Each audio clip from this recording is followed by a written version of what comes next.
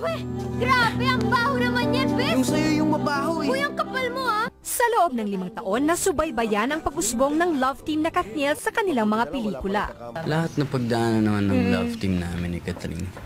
From super pakilig lang lahat. Alam na paunti-unti, pa-drama and drama. Ang ganda ng pacing namin. Talagang perfect ang lahat. Walang naipilit. Mula sa real life, naging real life couple ang Kathniel. Aminadong dalawa, natuto silang magpakumbaba sa ilalim ng batikang direktor na si Olivia Lamasan. Kwento nila, napagalitan pa sila sa shooting sa Barcelona.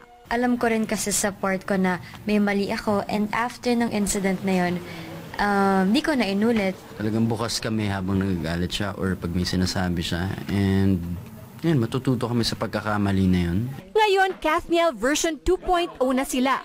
Ipinagtanggol pa nila ang mga pambabatikos sa isa't isa.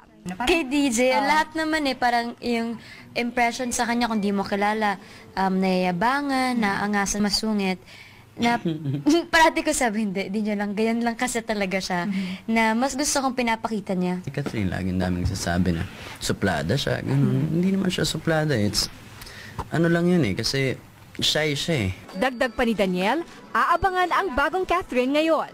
Sa lahat na nagda-doubt kay Catherine na sinasabi na keso pakit lang daw siya umarte. Eto na yun. Dito kayo lahat matutunga nga sa kanya. Maging ang nakasanayang pagsusot ni Daniel ng shades, hinubad na niya ngayon. Talagang addict lang ako magsalamin masyado daw. Wala akong connection and totoo yun. Nakahanda ang Kathniel sa walang humpay na batikos ng haters at bashers. Pero sa pagmamahal din ng fans sila kakapit. Yun na lang yung mga taong magpapano ng loob mo na nakaya mo pa. Nakakaya mo pa ng ituloy ito. Sila yung nandyan ever since hanggang ngayon na nagpo-protect sa amin. Wala kami dito talaga kung wala sila. Regalo ngayon ng Kathniel sa fans ang pelikulang Barcelona, A Love Untold na ipalalabas sa September 14. Mahal kita. You don't have to. Marie Lozano, ABS-CBN News.